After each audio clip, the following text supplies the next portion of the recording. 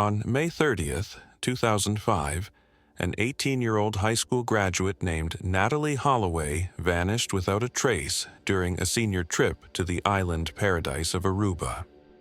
Her disappearance sent shockwaves across the world, and to this day, the mystery of what happened to Natalee remains unsolved.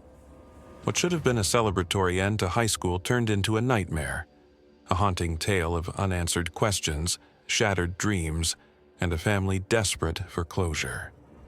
Natalee Ann Holloway grew up in Mountain Brook, Alabama, a tight-knit suburban community where she was well-liked and admired.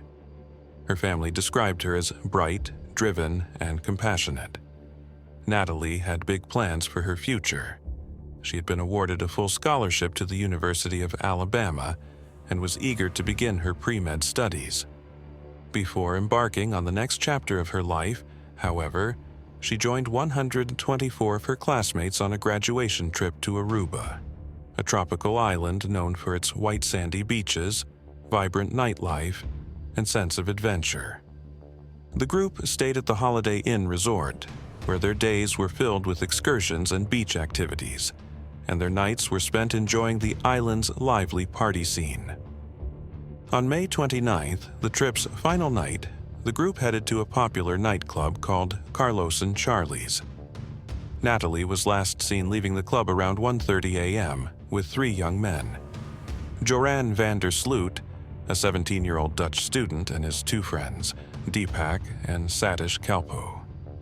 The next morning, panic set in when Natalee failed to meet her classmates for their flight back to Alabama.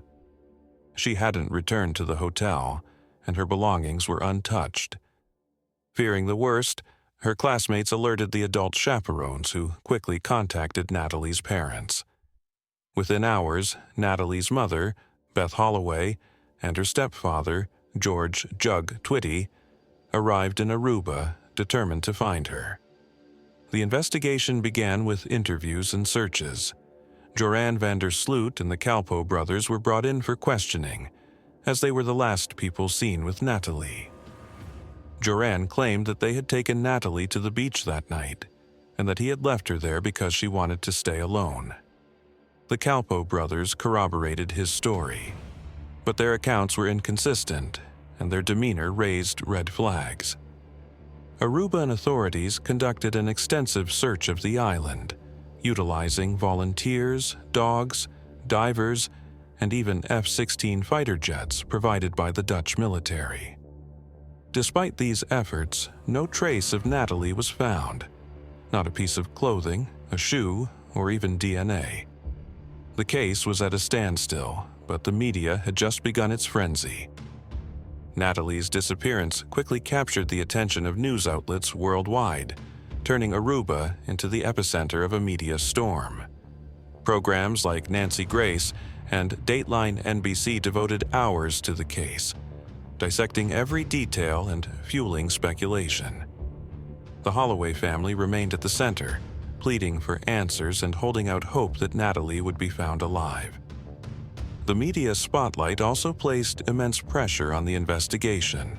Joran van der Sloot became the prime suspect, with his changing stories and unsettling behavior only adding to the public's suspicions. In one instance, he told investigators that Natalee had collapsed and died, prompting him to dispose of her body in panic. But he later recanted this story, claiming it was fabricated under pressure. Over the years, his actions became increasingly bizarre and incriminating. In 2008, hidden camera footage captured Joran telling a confidant that Natalee had died accidentally, and that he had a friend help dispose of her body in the ocean. Yet, as with his previous confessions, he later claimed this was a lie. And in a disturbing twist, Joran was arrested in 2010 for the murder of Stephanie Flor, a 21-year-old woman he killed in Peru 5 years to the day after Natalee's disappearance. While this solidified him as a violent criminal, it brought no concrete answers about Natalee's fate. Adding to the heartbreak, there have been numerous false leads over the years. In 2017, a man who claimed to have helped dispose of Natalee's remains came forward, but the search of his alleged burial site turned up nothing. The Holloway family has endured years of hoaxes, unsubstantiated claims, and dashed hopes. In 2012, a judge officially declared Natalee Holloway deceased at her family's request, though her remains have never been found.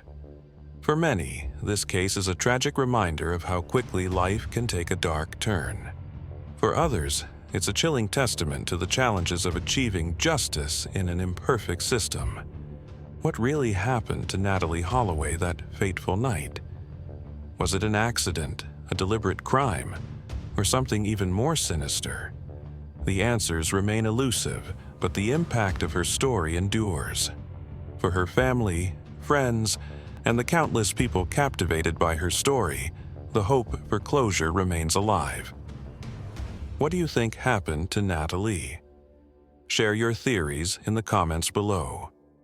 Don't forget to subscribe to the Crimson Confession for more gripping tales of true crime and unsolved mysteries.